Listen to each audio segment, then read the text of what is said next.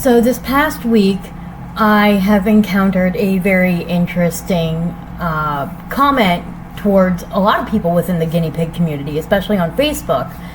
And that comment was that if you don't do 3 spot cleans per day and 2 full cage cleans per day, that you would be considered an animal abuser. Now, I'm here to debunk that and tell you that comment is woohoo, woohoo, a little cuckoo.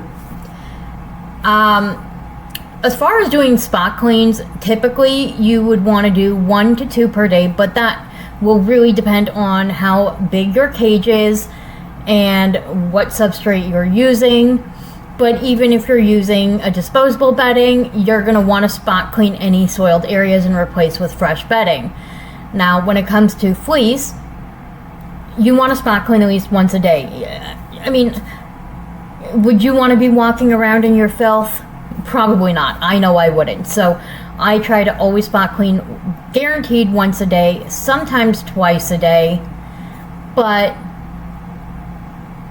as far as doing 2 full cage cleans per day, that is a little much. So unless you're using the substrate incorrectly, that is the only way you would have to do that. If you're someone who's using fleece but you don't have proper format of it, then you might be doing a lot more cleaning than necessary. You want to always make sure that you have an absorbent layer under the fleece. I personally prefer using pre-made fleece liners, which have a U-Haul absorbent layer sewn in between 2 layers of fleece.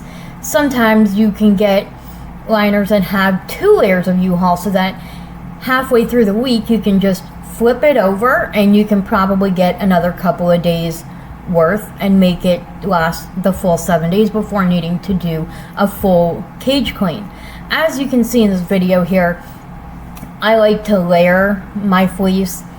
I put bath mats or smaller fleece pea pads in the higher traffic area, so where the food will be, where their hides are, which is pretty much majority of the cage. So I do 2 full cage cleans per week, but I spot clean once a day, sometimes twice a day if necessary.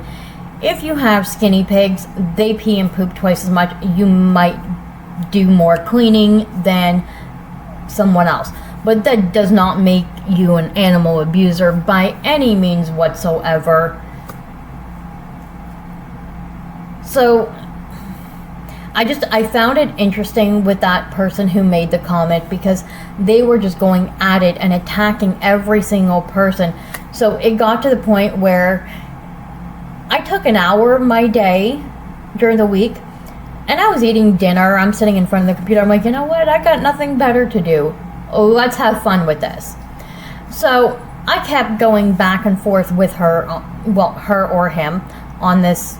And I kept telling her, I'm like, we are not animal abusers just because we don't clean as often as you might. And so I started joking around about it and posting photos of my guinea pigs that had little pieces of poop in the photo. And I'm like, oh my God, I'm an animal abuser, oh my God. And I was being like totally sarcastic, and I was getting a good laugh on it. Now I know that was like really the silliest thing to do. The best thing to do is to not engage in comments like that. So for any of you out there, I really don't recommend doing what I did. Don't feed the lion, as they say, or feed the tiger, whatever the expression might be. But I figured I'm gonna have a little fun with it. And then the person kept trying to go day after day for about 3 or 4 days straight of just attacking certain individuals within the guinea pig community. And what I find amusing is the fact that that person pretty much stopped attacking me after day 2 when they realized I wasn't going to back down and that I was intentionally trying to antagonize them. Now, I again, it's not something I am proud of, but I'm not going to lie about it. I'm going to tell you the truth. That's what I did.